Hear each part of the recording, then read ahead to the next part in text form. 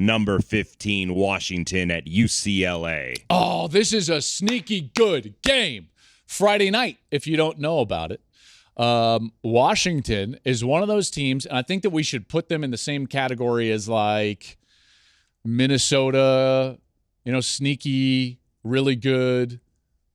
Definitely better than Kansas, but equally good story. Like, we didn't expect a lot. You've got Kalen DeBoer comes in here as a head coach. You got to transfer quarterback. What are they?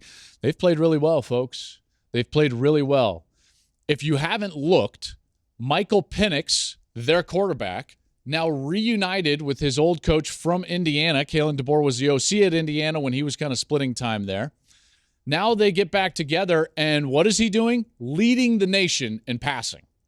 Michael Penix, your nation's leading passer, which, by the way, why doesn't he get more conversation as like a Heisman guy into October? Because he should.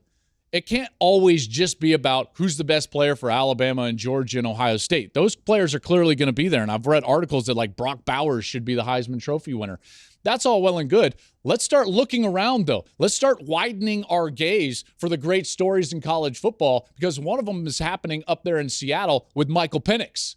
Penix is a heck of a player. He's thrown for 347 yards per game. This matchup against UCLA is so fascinating to me because at the top of the Pac-12, I feel like we're going to have chaos. I've been telling people for any number of weeks, hey, man, this is really good. Those top 4 teams in the Pac-12, watch out for Oregon, watch out for Washington, watch out for Utah, and watch out for USC.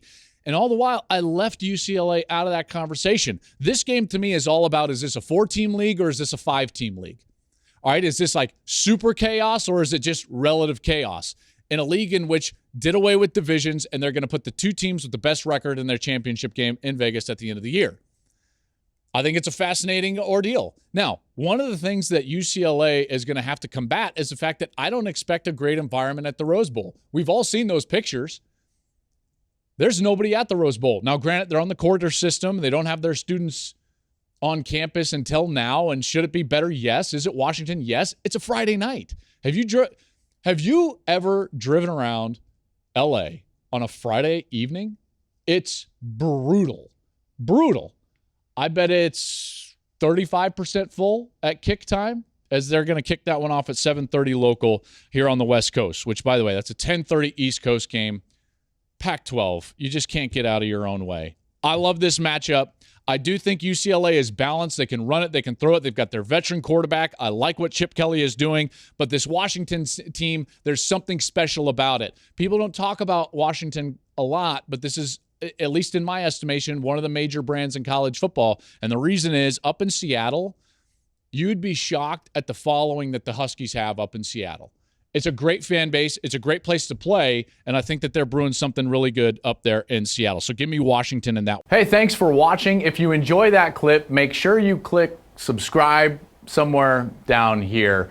From game highlights to exclusive interviews and rankings, we've got everything you need as a college football fan right here. College football on Fox.